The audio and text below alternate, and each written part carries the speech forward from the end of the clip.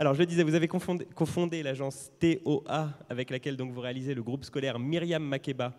Donc, c'est son nom, à Nanterre. Et donc, vous allez nous parler du bâtiment, du chantier qui est encore en cours. Et vous allez même nous expliquer en quoi il pourrait servir de prototype pour le réemploi à terme de toute la terre qui va être creusée pour conduire les chantiers du Grand Paris. Mais donc, avant ça, comme annoncé, vous nous proposez une introduction à l'architecture de terre crue. Et ça commence par un petit rappel sur les principaux matériaux de construction pour ceux qui n'étaient pas là aux précédentes petites leçons de ville ou qui ne seraient pas là pour les 2 prochaines. On vous écoute, Olivier Méheul. Oui, alors les principaux matériaux de construction, c'est pas du tout pour refaire un résumé des autres petites leçons de ville, j'en ai pas cette prétention-là. Non, c'est que, en fait, je crois que je réponds à votre demande. Vous m'avez demandé de présenter ce projet-là qui n'est pas construit, donc je ne peux pas le montrer puisqu'il est en cours. Et en même temps, la raison pour laquelle vous m'avez demandé de le présenter, c'était de parler du réemploi des terres de Paris. Mais ce projet-là est un peu trop précoce pour qu'il puisse être dans ce cadre du réemploi des terres de Paris. Donc je vais plutôt présenter un prototype de réemploi des terres de Paris. Et du coup, ça m'a questionné un petit peu et je me suis dit, il faut que je reprenne un peu l'histoire depuis le début. Pourquoi on a construit en terre crue? Donc un petit rappel, un petit inventaire sur les principaux matériaux de construction. Pas du tout en termes de comparatif pour dire qu'il y a des matériaux qui sont bien et des matériaux qui ne sont pas bien. Je suis architecte et par définition, on essaie d'utiliser tous les matériaux. Mais simplement pour rappeler la nécessaire diversité qu'on doit mettre en œuvre aujourd'hui dans les constructions. Donc, premier matériau qui est le matériau, je dirais, obligatoire quasiment en France, hein, contrairement à d'autres pays d'ailleurs, mais la France a beaucoup investi sur le béton. Et donc, aujourd'hui, on construit énormément en béton. Le problème du béton, c'est que c'est composé en grande partie à partir de sable, et qu'aujourd'hui, le sable participe à ce qu'on appelle le pillage de la planète. C'est quand même une grande catastrophe écologique. Alors, je dis ça avec beaucoup de nuances, puisque aujourd'hui, les filières travaillent sur le recyclage du béton, etc.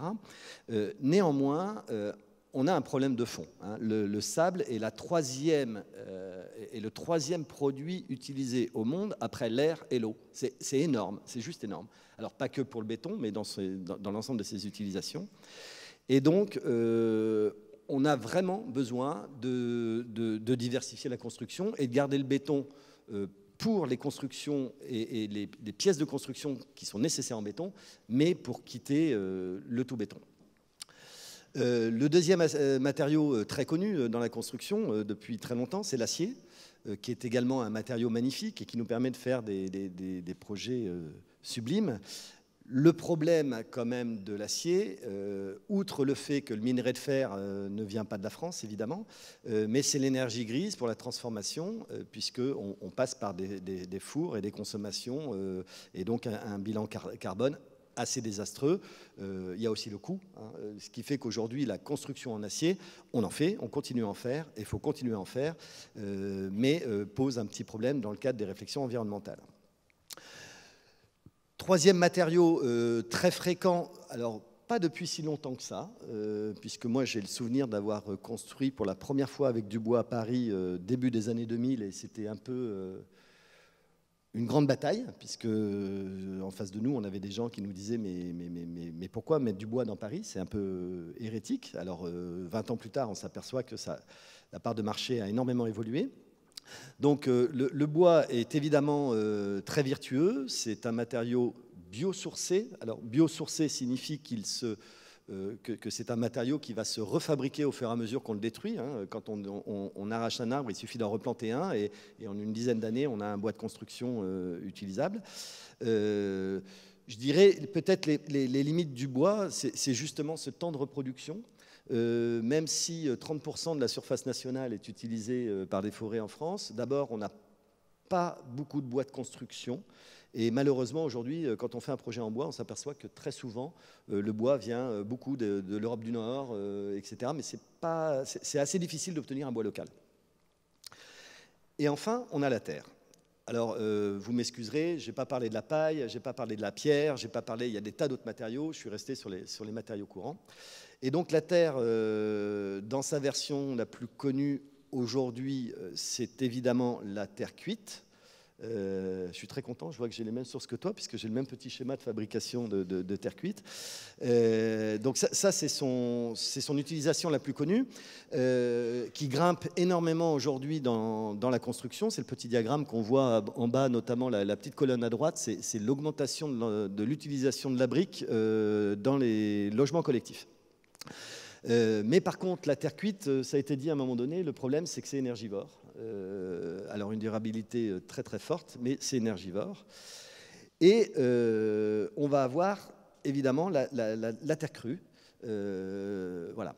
Alors la terre, c'est un matériau géosourcé. Alors là, on joue sur la nuance. Biosourcé, donc c'est essentiellement le bois ou la paille ou des choses comme ça. Donc c'est des matériaux naturels qui poussent, qui sont des matériaux organiques pour la plupart, et donc qu'on coupe et qu'on peut replanter. Géosourcé, c'est un nouveau mot parce qu'il n'existe pas dans le dictionnaire. En gros, c'est un matériau naturel qui est quasiment recyclable à l'infini, mais par contre qui ne pousse pas. C'est-à-dire que quand je fais un trou dans la terre ne va jamais se reconstituer. Mais par contre, je ne la détruis pas non plus. Donc cette brique de terre cuite ou de terre crue est recyclable à l'infini. C'est le petit diagramme que vous avez à droite. L'intérêt d'un bâtiment en terre, c'est que quand on le déconstruit, on peut récupérer la terre et la réemployer très très facilement. Et évidemment, le sujet qui nous préoccupe aujourd'hui, qui ne nous préoccupait pas quand on a commencé le groupe scolaire, parce qu'on n'en avait pas conscience. L'exposition qui a eu lieu à l'Arsenal est sortie après qu'on ait commencé nos études. Mais c'est les travaux du Grand Paris. Alors juste une petite image, les travaux du Grand Paris, donc je parle là de la construction de l'ensemble des nouvelles lignes de transport, vont amener à sortir 43 millions de tonnes, c'est-à-dire 23 millions de mètres cubes de terre de ces travaux. Alors 43 millions de tonnes, moi j'arrive même plus à voir ce que c'est. Alors j'ai cherché un petit peu sur Internet, ils assimilent ça à 9000 piscines olympiques. Alors quand on a testé ça à l'agence, 9000 piscines olympiques, personne n'arrive à voir ce que ça donne en volume. Alors nous, on s'amusait à faire un petit calcul, vous m'excuserez, il est sûrement un petit peu faux, mais quand on fait le volume et qu'on le mesure, ça donne à peu près 53 fois le volume de la tour Montparnasse. Voilà, on commence à imaginer. Je ne dis pas qu'on va construire 53 tours Montparnasse, je dis qu'on va faire 53 fois le volume, c'est-à-dire plein de tours Montparnasse qu'il va falloir stocker quelque part. Et donc ça, c'est un vrai problème. Et étonnamment, dans ce grand chantier du Grand Paris, c'est assez flou. Moi, j'ai cherché, je ne sais pas bien où vont aller ces terres. Il n'y a pas une grande clarté sur le circuit. Alors, on s'aperçoit qu'il y a eu des études de fait pour des transports alternatifs, donc le recours à la péniche. Mais une fois que la péniche est partie, moi, honnêtement, je ne sais pas où elle va. Donc, on a 53 tours Montparnasse qui vont se balader là, mais je ne sais pas où. Mais c'est quand même énorme. Et donc votre point, voilà, c'est dire qu'on pourrait la réutiliser, cette terre. Encore faut-il savoir quoi en faire. Vous nous montrez un petit tour d'horizon, un panorama de l'architecture de terre crue, c'est ça? Voilà, alors la terre crue, je vous expliquerai pourquoi. Tout à l'heure on a fait de la terre crue, mais il faut bien que j'ai un peu de suspense avant que vous partiez. La terre crue, du coup on s'est intéressé à ce produit-là sous toutes ses formes. Donc je vous montre une petite image. La première petite image, c'était les trois petits cochons quand même, pour vous rappeler que la question de la construction et des matériaux de construction, ça nous préoccupe depuis notre enfance. C'est peut-être pour ça que je suis architecte. Je vais rester sur le même degré. La terre crue, c'est un peu comme un château de sable, un pâté de sable. C'est-à-dire que trop mouillé, ça tombe, et trop sec, ça tombe. Il faut juste ce qu'il faut d'eau. Hein. Ça, c'est une image assez intéressante. Alors d'abord, la terre crue, c'est un matériau millénaire, tu l'as dit. Enfin, la terre, pardon, excusez-moi. C'est un matériau millénaire, mais en version crue, c'est également un matériau millénaire. Ça fait 10 000 ans qu'on utilise ça aux États-Unis, ça fait 8 000 ans en Europe, ça fait 3 500 ans en Asie. Alors, c'est des chiffres que j'ai trouvés comme ça, ils sont sûrement contestables, mais enfin, même si on les conteste, on s'aperçoit que c'est une technique ancestrale et on a toujours construit en terre crue. Un des matériaux qui m'a fasciné dans son utilisation, c'est l'usage qui en est fait ici par Nader Khalili, j'arrive jamais à retrouver son nom, il appelle ça les écodomes. Je crois que c'est la forme de construction, alors d'urgence ou pas, la plus simple que j'ai jamais imaginée, c'est-à-dire qu'on a un toit, un sac, en toile de jute, en toile de plastique, en toile de papier, ce que vous voulez. Vous le remplissez avec ce que vous avez sur le terrain et vous empilez tout ça et ça finit par sécher, se compacter et ça vous fait une maison. C'est vraiment ce qu'il y a de plus simple et de plus efficace. Et évidemment, c'est donc la terre, le matériau de base ici. Dans des constructions beaucoup plus proches, beaucoup moins exotiques, quand on s'est dit, tiens, on va construire en terre crue, après avoir gagné le concours, il a fallu quand même qu'on se renseigne un petit peu. Et en fait, on a plein d'exemples en France, c'est-à-dire que la France a beaucoup construit en terre crue. Donc là, on est dans le Livradois, c'est dans le Massif central, pas loin de Clermont-Ferrand. Donc un modèle d'architecture vernaculaire. Et dans un village où, étonnamment, il y en a plein comme ça. C'est pas une maison isolée, mais il y a vraiment une culture, un savoir-faire de terre crue. Donc, avec des choses... alors, vous allez le retrouver dans la présentation. Cette maison-là, c'est la caricature d'une construction en terre crue. Donc, très simple, des bottes. La terre crue, ça n'aime pas l'eau, donc on lui met des bottes. C'est jamais posé au sol. Donc, un massif de fondation. Un chapeau. La terre crue, ça n'aime pas l'eau, donc on lui met un chapeau pour que l'eau, elle coule jamais sur le mur. Dès qu'elle coule sur le mur s'en va. Et puis, après, vous avez ce qu'on appelle les cordons de chaux. Alors ça, c'est dans la technique traditionnelle. C'est-à-dire que la terre, c'est un matériau qui est friable. Et donc, pour le renforcer, pour faire comme le chaînage, en fait, on mettait des cordons de chaux. Alors, vous retrouvez ces cordons de chaux à la fois pour séparer les banchets, donc qui dessinent ces lignes comme ça, et qui permettent de tenir ensemble les assemblements de terre. Et puis, à la fois pour durcir les angles. Vous devinez, là, sur la photo, l'angle, toutes ces petites cornières, en fait, c'est des petits cordons de chaux qui viennent renforcer les angles, qui sont toujours les points les plus fragiles. Pardon, quand vous dites cordon, c'est quelque chose de dur, du coup c'est de la chaux oui, c'est de la dure. chaux qu'on vient déposer. Alors c'est un mélange de chaux. Alors ça peut être, il y a plusieurs techniques. Ça peut être de chaux, de plâtre, de ciment, etc. C'est un mélange. On vient déposer un petit mélange ici qui vient dessiner ces lignes qu'on a là. Alors la mise en œuvre de la terre crue, c'est ce que je vous expliquais tout à l'heure. La terre, le meilleur exemple, c'était la poterie que tu as évoquée au début. Trop mouillée, ça s'en va, et trop sec, ça ne prend pas. C'est vraiment une recette, il faut être précis. Et donc, là, c'était dans un petit stage qu'une des collaboratrices de l'agence avait fait, où ils ont appris à manipuler la terre. Et ils ont fait différentes expériences avec différents dosages pour bien montrer, il faut trouver le bon dosage. Alors ce bon dosage, en plus, c'est pas comme une recette de gâteau, c'est-à-dire qu'aujourd'hui, la terre, elle est, en fonction de là d'où elle vient, elle est différente. Et donc, le dosage dépend de la terre que l'on a. Et donc, à chaque nouvelle terre dépend un nouveau dosage.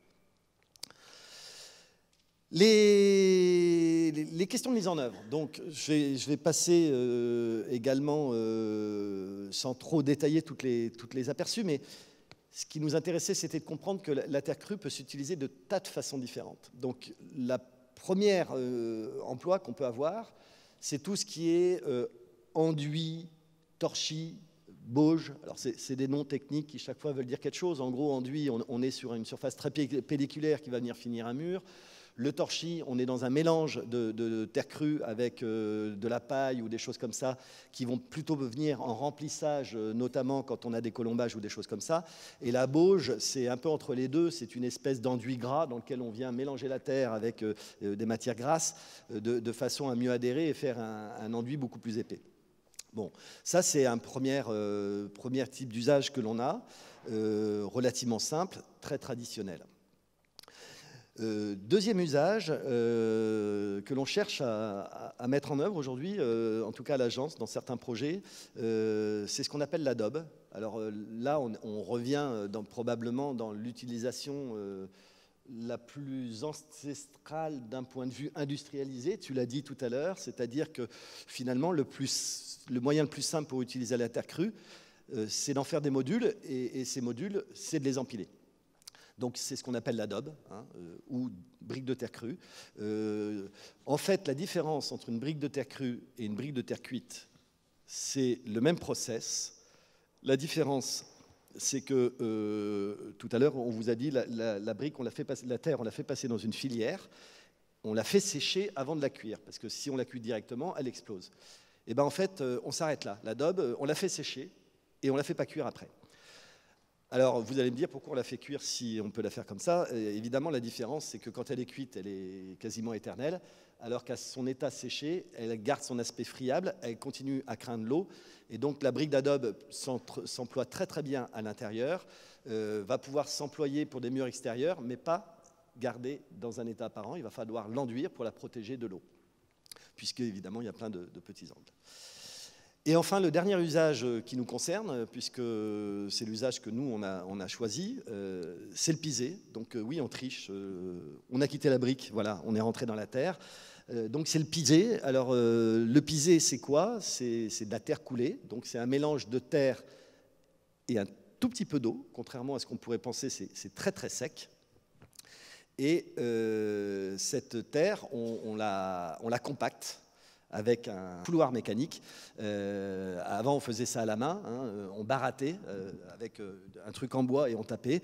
Bon, aujourd'hui, on a un peu évolué, on a un fouloir mécanique qui est un peu comme un marteau-piqueur, sauf que c'est avec un truc qui est plat et qui vient compacter la terre.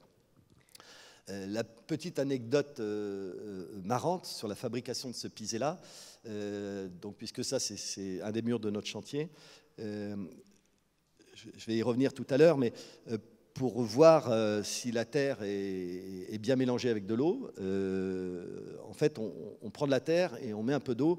Et ceux qui ont l'habitude de faire du pisé, en fait, ils font une boule comme ça de terre et puis ils la jettent par terre. Et quand ils la jettent par terre, si ça fait splotch et puis que ça s'étale, c'est qu'il y a trop d'eau, on n'en veut pas.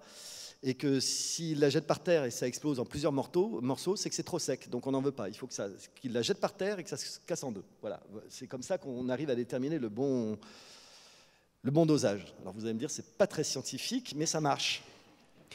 Alors, il y a un fantasme quand on parle de comme ça la construction en terre crue, c'est de pouvoir prendre la terre à l'endroit même où on va la mettre en œuvre, là où sur le lieu du chantier du bâtiment.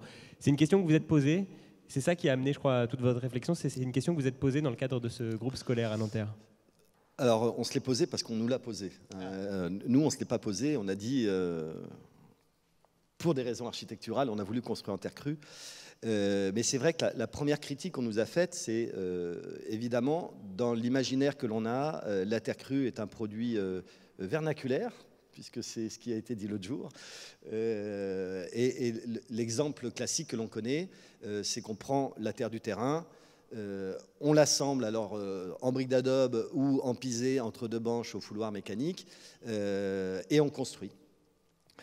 Et nous, à Nanterre, on ne fait pas ça parce que, pour les raisons que je vais exposer, et on fait venir la terre de loin. Et donc au début, on disait, mais en fait, finalement, c'est absurde, ça ne sert à rien de construire en terre, puisqu'on ne peut pas utiliser la terre du site. Alors, ça m'a interrogé. Alors au début, je m'en sortais en disant, bah si, parce que ça démontre qu'on peut construire en terre en ville. Mais aujourd'hui, je suis convaincu que c'est une bonne idée. Alors je vous explique pourquoi. Bon, d'abord, je reviens sur la terre à piser. Qu'est-ce que c'est ? En fait, c'est n'importe quelle terre. C'est un mélange de terre, de sable et de gravier, de granulats. Hein, et après, on met un petit peu d'eau et on compacte tout ça. Donc, en théorie, c'est un peu empirique, mais n'importe quelle terre peut être utilisée pour faire un bâtiment en terre crue. En fonction de sa composition, on pourra rajouter des adjuvants qui peuvent être à base d'un peu de chaux, d'un peu de ciment, d'un peu de choses comme ça, pour éventuellement faciliter les liens. Ça dépend si la terre est plus ou moins argileuse, parce qu'il faut quand même une base d'argile, c'est ce que tu as dit tout à l'heure dans cette terre-là. Je me perds, non, je ne me perds pas pour l'instant. Voilà, alors pourquoi la terre du site?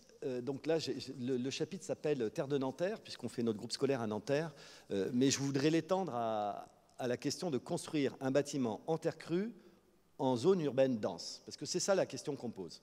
Il y a quelque chose qui peut paraître absurde, et il faut aller au bout du processus de réflexion. Donc pourquoi déjà on ne peut pas utiliser la terre du site? Une des premières raisons, c'est qu'en zone urbaine dense,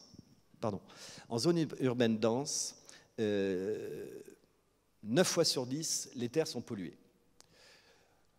Quand une terre est polluée sur un terrain, vous avez deux solutions, et ça dépend du type de pollution qu'il y a sur le terrain. Si c'est des pollutions qui dégagent des toxicités, vous devez l'évacuer pour qu'elle soit traitée, c'est-à-dire triée sur des sites organisés et spécialisés qui peuvent garantir le résultat de cette dépollution. Ou alors, si la pollution n'est pas volatile et n'est pas toxique, vous pouvez la garder sur site, mais dans ce cas-là, il faut l'enfouir. Dit qu'on fait un projet en zone urbaine dense, surtout quand vous faites une école, donc avec des enfants, on peut accepter un certain degré de pollution dans la terre à condition qu'on rajoute par-dessus une certaine épaisseur de terre saine, etc., etc. Donc, récupérer la terre du site pour en faire un mur en terre crue que les enfants vont se précipiter à mettre leurs petits doigts et à les lécher, c'est strictement impossible. Première raison.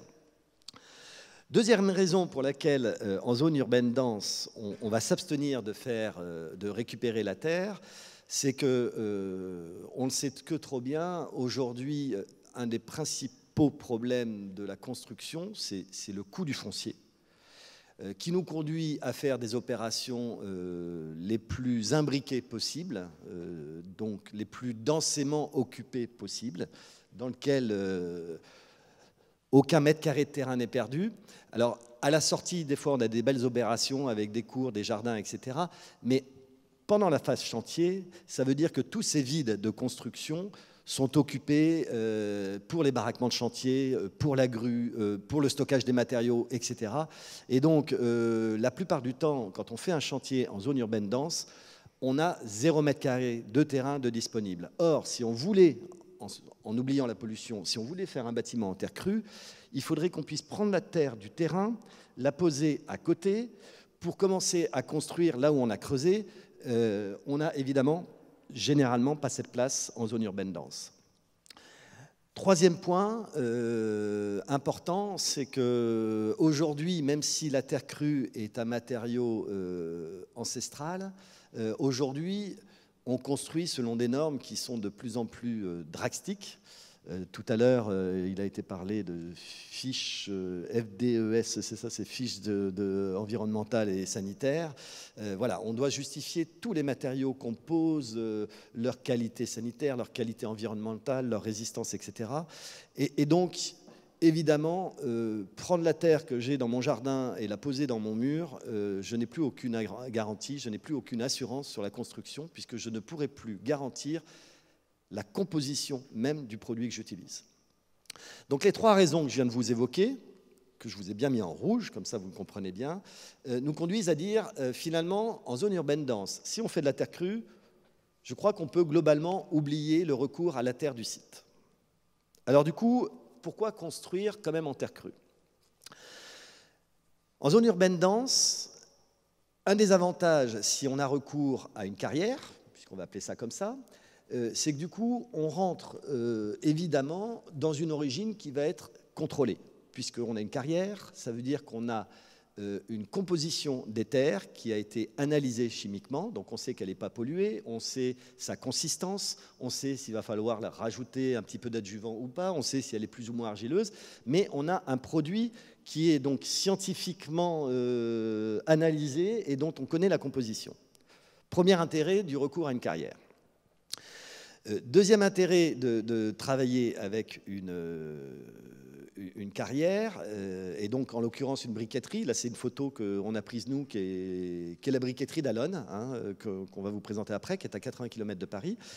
C'est que du coup, vous rentrez dans un process industrialisé. Donc là encore, toujours par rapport aux normes contemporaines de construction, on va chercher à garantir une certaine homogénéité du produit qu'on met en œuvre, ne serait-ce que pour garantir la construction dans le temps, dans l'usage, dans sa qualité environnementale et sanitaire. Enfin, troisième intérêt, contrairement à ce qu'on dit, et c'est pour ça que je vous ai fait cette première petite présentation avec le petit inventaire sur les matériaux, c'est que je vous ai dit le béton c'est bien, mais le béton, le sable, il vient de partout, il traverse la planète dans tous les sens. L'acier, c'est bien, mais le minerai de fer, il traverse la planète dans tous les sens. Le bois, c'est bien, mais il est difficilement local et en tout cas pas suffisamment en quantité pour pouvoir participer à toute la construction. Et finalement, la terre, d'accord, c'est pas la terre du terrain, mais en l'occurrence, voilà, on est à Paris et on a une briqueterie à Allonne, à 80 km. Donc, je vais oser employer le mot d'un circuit court. Ce n'est pas un circuit ultra court, mais c'est un circuit court par rapport aux autres matériaux de construction. Qu'est-ce qu'on voit là, finalement? On a un produit qui est de la terre crue, donc bilan carbone et énergie grise, zéro, puisqu'on ne le cuit pas. Et on a un produit qui est à côté, puisqu'à 80 km, et donc ça reste un circuit très court par rapport aux autres matériaux de construction qu'on peut utiliser. Voilà. Ensuite, le matériau. Quels sont ses avantages? Alors, le premier avantage dans sa mise en œuvre, c'est que c'est un matériau écologique dont la ressource est quasiment inépuisable dans sa production, enfin dans son origine, mais également dans sa réversibilité. Donc la petite photo que je vous montre là, c'est pareil, on est toujours à livre à doigt. Donc vous protégez mal un mur en terre crue, il va partir en 3 mois parce qu'il va y avoir l'eau qui va ruisseler et qui va emmener toute la terre. Mais par contre, il va se reconstruire aussi très très vite. C'est-à-dire qu'il n'y a aucune difficulté sur un mur en terre crue qui s'effondre.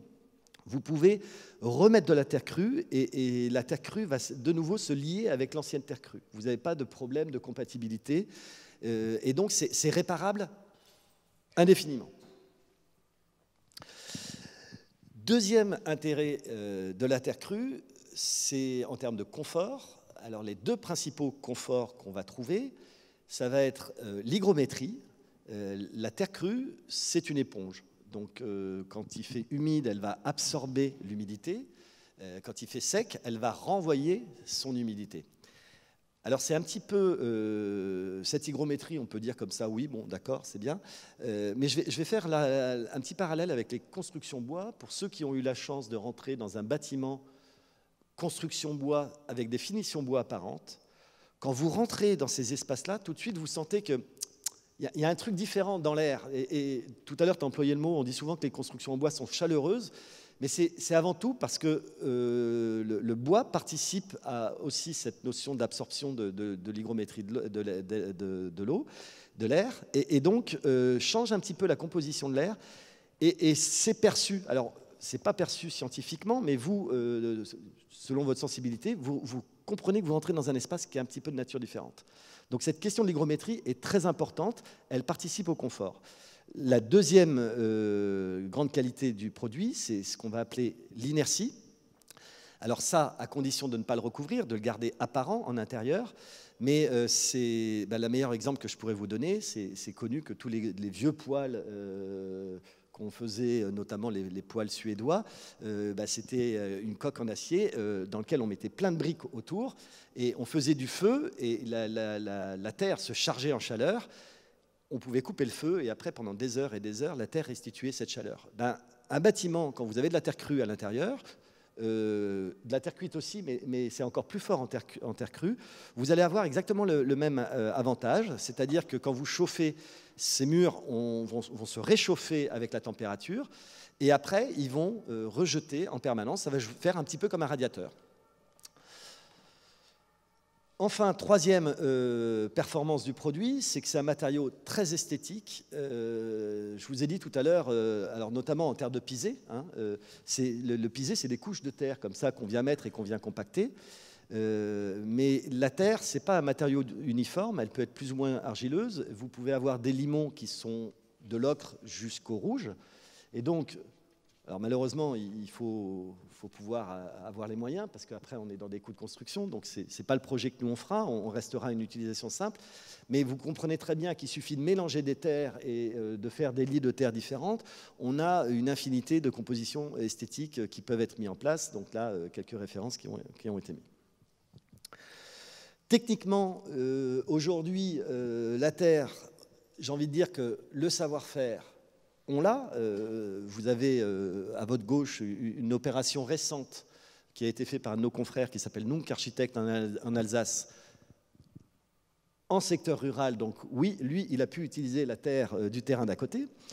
Et à droite, vous avez les 2 petits schémas qui montrent de façon très explicite. Le premier schéma de gauche, finalement, c'est la maison que je vous ai montrée tout à l'heure à Livradois, hein, la maison traditionnelle, en terre crue, comment c'était fait. Donc vous retrouvez les bottes, le chapeau, le cerclage des fenêtres avec des cadres en bois, c'est-à-dire que la terre n'aime pas les aspérités, n'aime pas les creux. Et vous voyez comment à droite, on construit en neuf aujourd'hui, on refait des bottes. Alors les bottes, au lieu de faire un mur en maçonnerie, on va peut-être le faire en béton. On refait un chapeau, on va le protéger. Et puis, chaque fois qu'on a des ouvertures, eh ben, on va s'assurer que le pourtour des ouvertures est tenu avec des matériaux solides et que ça ne sera pas la terre qui va l'assurer. Donc ça peut être fait en bois, en métal, en béton, en ce qu'on veut. Malheureusement, ce savoir-faire, de façon un peu provocateur, je vais vous dire qu'il est oublié, puisque aujourd'hui, pour avoir fait l'essai, construire en terre, vous repartez à zéro.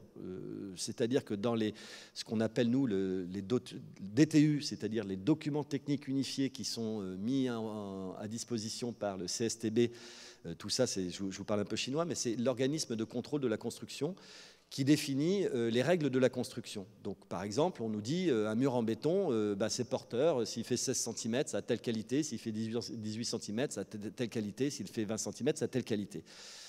Cet organisme de contrôle, quand vous lui dites terre crue, il dit « Ah ben moi, je ne sais pas ».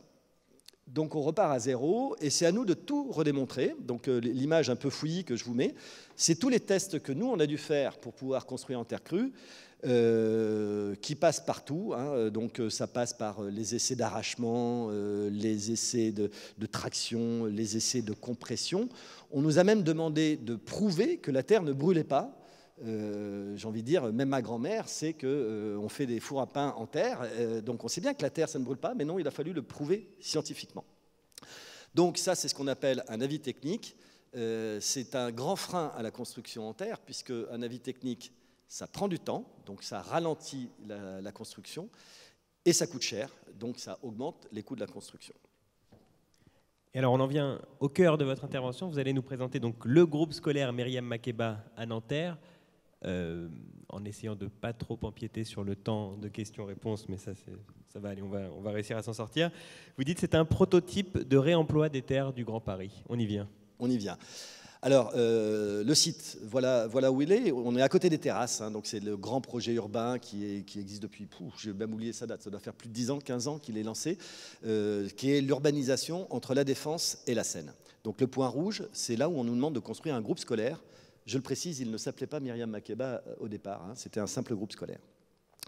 Ce groupe scolaire, pour nous, quand on a lu le programme, il était entre ville et paysage, le grand paysage de ces terrasses-jardins, mais entre villes, dans la mesure où ce qui borde ces terrasses-jardins, c'est que des blocs qui montent à 20 mètres, 30 mètres, voire le Conseil général qui monte à 50 mètres, et même juste à côté, vous avez l'IGH de la préfecture qui domine.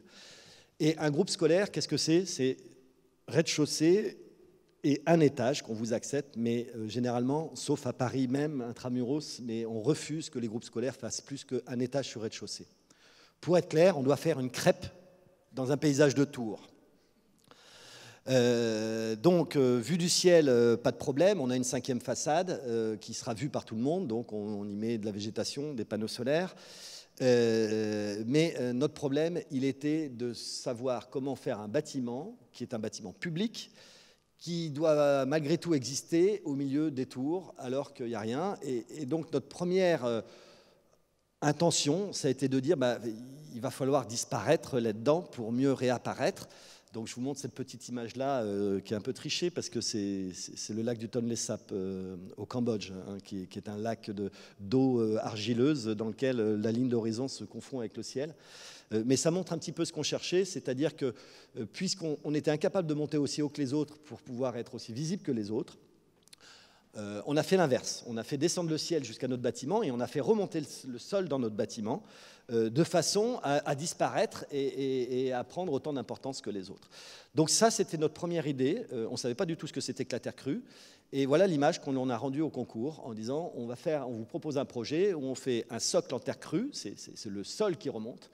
Et on fait un premier étage en inox, c'est le ciel qui redescend, qui réfléchit le pourtour, de façon à se fondre dans ce paysage. Une autre vue de l'extérieur. Alors, on avait 3 mises en situation. de ce mur. Alors, vous avez compris que du coup, on a voulu faire du pisé pour ne pas avoir de joints, pour avoir ce sentiment un peu de stratification comme ça du sol. On voulait vraiment construire en terre crue et avoir cet empilement de terre comme ça qui dessine les lignes du projet. Donc, on a décidé de construire en pisé, sans savoir ce que c'était que du pisé. Et on s'est lancé dans l'aventure. Et aujourd'hui, quand on dissecte un petit peu notre construction, on a compris qu'on a fait 3 types de murs. Le premier, c'est le mur de clôture, puisque la moitié finalement de la parcelle sont des cours. Et donc ce mur de pisé va simplement venir faire une clôture entre l'espace public et la cour. Donc là, il était en rouge sur le... Oui, il était en rouge sur le document. Ce mur de clôture, j'ai envie de dire, c'est le plus simple, apparemment. On lui fait un petit soubassement en béton, c'est les bottes. On met notre pisé, on est tout content. Vous voyez comment c'est construit aujourd'hui avec des banches. Hein. Et puis, on lui met un chapeau sur la tête de façon à ce que l'eau ne ruisselle pas. Alors, apparemment, c'est le plus simple. En phase de chantier, il y a 2 problèmes quand même. C'est que ce chapeau, il est évidemment fait en plusieurs morceaux et donc il y a des joints. Et on sait déjà que si un jour on a un problème, c'est le joint qui va fuir. Donc, il faut faire très très attention aux joints du chapeau.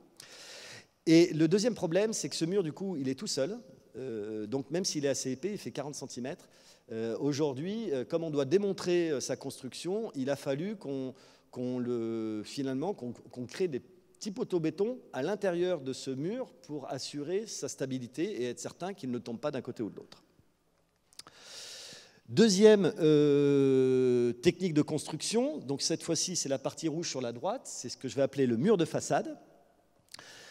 Donc ça, c'est tous les murs du rez-de-chaussée qui vont venir faire la limite entre le bâtiment et l'espace public. Ce mur de façade, techniquement, c'est celui qui, en tout cas, nous a le plus interrogé, puisqu'on va retrouver de façon classique les bottes et le chapeau, donc on a son soubassement et son petit chapeau fait d'une autre façon. Mais après, on va se poser la question de la mise en œuvre de cette terre crue, le rôle qu'elle joue et sa performance notamment thermique par rapport à l'isolation. Alors je commence par la mise en œuvre. Techniquement, de la façon dont on a fait notre bâtiment, ce mur en terre crue aurait pu être porteur. Le petit problème, c'est que s'il était porteur, il fallait qu'on démontre en plus que cette terre pouvait porter le bâtiment, ce qui aurait pu se rajouter à nos essais. Mais on a eu un deuxième souci qui était que, un petit peu comme mon confrère, quand on a gagné le concours et que tout le monde nous a dit que notre projet était très beau, quand les services ont compris qu'on construisait en terre crue et que c'était pas une décoration, c'était de la terre crue. Ils ont commencé à se poser des questions et ils ont fait le même chemin que nous, c'est-à-dire qu'ils ont découvert qu'est-ce que c'était que la terre crue. Et ils ont découvert que la terre crue, ça se creuse avec une petite cuillère. Ils ont découvert que c'est dur, mais pas tout de suite. Ils ont découvert que s'il y a une fuite d'eau, le mur s'effondre, etc. Et donc, à chaque phase d'étude, ils nous ont posé des ultimatums en disant « Démontrez-nous que la terre crue peut faire ça, sinon on abandonne ». Donc on a fait le concours, après on a fait la première phase d'étude, on leur a démontré des choses, on a fait la deuxième phase d'étude, on leur a démontré d'autres choses, on a fait la troisième phase d'étude, on l'a démontré. Et puis là, on avait fait le tour, on avait tout démontré, on avait été chercher des ingénieurs, etc. Et donc au moment de lancer l'appel d'offres, il y a eu un dernier coup de frayeur. Ils ont dit non, mais bon, d'accord, mais quand même, on ne va pas le faire en terre crue. Et notre dernier argument, c'était de dire d'accord, écoutez, dans ce cas-là, la reprise d'études, voilà notre note d'honoraire. Alors ça a jeté un blanc et finalement, ils ont dit bon d'accord, on y va, on le fait en terre crue. Ça a été notre dernier argument pour arriver à le construire. Donc, dans cette petite passation-là, le fait que le mur soit non porteur, ça a énormément rassuré le maître d'ouvrage parce qu'il a compris que si le voile s'effondrait, puisque c'est plus qu'un remplissage, en gros, on construit avec un poteau-poutre en béton et on remplit entre les poteaux béton avec de la terre crue, ils ont compris que si le mur s'effondre, le bâtiment ne s'effondrerait pas et ça les a énormément rassurés. Voilà pourquoi il n'est pas porteur. Par contre, dans la méthodologie de chantier, il faut faire le mur en pisé avant de poser la poutre. Donc, on a un process de chantier qui est beaucoup plus long. Troisième point, le mur en terre crue doit respirer, mais il faut l'isoler. Contrairement à ce qu'on peut penser, ça ne suffit pas pour être isolant. Et il faut l'isoler avec ce qu'on appelle un produit perspirant, c'est-à-dire que la terre crue a besoin de respirer. Donc vous oubliez les isolants classiques et vous êtes obligé de faire un isolant qui permet de laisser passer l'air. En l'occurrence, nous, on a pris de la ouate de cellulose, c'est-à-dire du papier, si vous voulez. Et enfin, le troisième mur, pour vous laisser du temps de parole, le troisième mur, c'est le mur intérieur, qui lui est le plus simple puisqu'il n'est pas à l'eau, donc il nous pose beaucoup moins de soucis dans sa durabilité dans le temps. Par contre, il est là dans sa mise en œuvre, il est en plein milieu du chantier et il nous a fait découvrir le dernier point qu'on avait un petit peu sous-estimé et qui est très compliqué en chantier, c'est que sur un chantier, vous avez des tas de corps de métier, des électriciens, des plombiers, des peintres. Et quand vous faites en plein milieu du chantier un mur, et vous leur expliquez, le mur, il ne faut pas y toucher, là, il est fini, c'est fini, on ne va pas le peindre, on ne va pas l'habiller, on ne va rien. Et qu'eux, ils aiment bien dessiner des petits dessins sur le mur, ils aiment bien faire passer leurs câbles, ils aiment bien... Ben, c'est très, très compliqué. Voilà, et ce chantier, aujourd'hui, il en est là. Donc vous n'en verrez pas plus. Vous êtes invité à une visite de chantier, je crois que vous avez donné la date, c'était le 6 juillet. Le 6 juillet. Mais je ne peux pas vous en montrer plus parce que pour l'instant, on a quelques murs qui sont au milieu. Et la fin des murs de Pisé devrait se terminer fin juillet, avant de faire l'inox et de faire un bâtiment qui devrait se terminer dans un an. Donc voilà, une petite photo de chantier pour vous montrer que c'est quand même réel, on le construit. En attendant d'avoir fini. Merci beaucoup Olivier Meheux.